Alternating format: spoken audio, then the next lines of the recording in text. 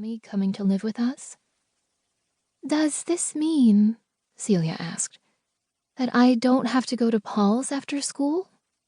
She knew the answer was yes, of course, but thought she'd mention it while they were on the subject. She and Paul were the last two drop-offs on their bus route.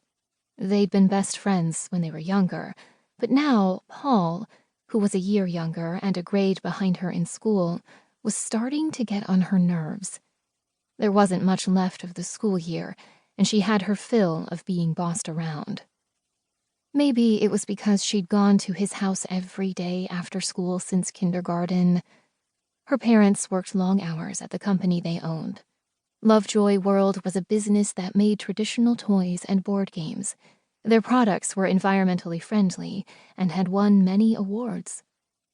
The company's motto was the phrase, "Bring back family time," printed beneath a sketch of a family sitting around the table playing Trixie Dixie, the Good Deed game, something her father had invented. It was voted America's most beloved board game for children under 12, and Celia loved to play it. But Paul was never interested, insisting they pretend to be army spies or ninjas instead. He got to pick the games, he said, because it was his house, and he thought the Good Deed game was stupid. "Yes," said her mother. "You won't have to go to Paul's house anymore. You can get off the bus right here at home and stay with your grandmother until your father or I get back from work." Celia thought about how nice it would be to not have to go to Paul's and said, "I think this will work out just fine." Chapter 2. When her aunt and grandmother arrived that Sunday, Celia was sent to help Grammy unpack, while the other adults, her parents and Aunt Joanne, went over important details in the living room. Celia was glad not to be a part of that discussion. She already knew what it would be about. Medication and eyeglasses and money. Nothing she cared about.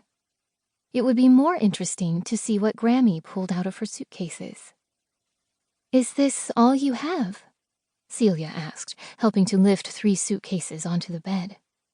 "When you get to be my age, you don't need very much." Grammy smiled and rested a hand on Celia's forehead, like she was checking for a fever. Her grandmother's skin felt warm and smelled like the baby powder Celia's mother sprinkled in her running shoes. The first suitcase was all clothing. Celia helped put things on hangers, while her grandmother put nightgowns, socks, and underwear into dresser drawers. The next 2 suitcases contained what grandmother called personal items. She had books with a pillow, cut glass bottles of perfume, a jewelry box filled with treasures, and framed family photographs. While Celia unwrapped the paper from each breakable item, grandmother arranged the pictures on the top of the long, flat dresser. Celia recognized most of the photos. There was one of her father and Aunt Joanna's children, taken on the front porch of their house, the very same house she lived in now. Both of them wore cowboy hats and fringed vests. Another picture showed Grammy and her husband on their wedding day.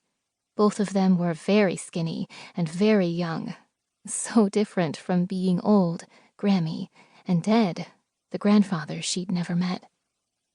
Grandmother held up a photo Celia hadn't seen before. "Do you know who this little girl is?" Celia studied it carefully. The girl in the black and white photo looked just like her, but it wasn't her. Certainly she'd never worn her hair pulled up to one side with a bow perched on top like an enormous butterfly, but the face was definitely what she saw in the mirror each morning. Pale skin, freckled nose, and a dimple in one cheek. Her mother said Celia had a heart-shaped face, which was supposed to be a good thing. Puzzled, Celia shook her head. "You can't figure it out," Grammy said.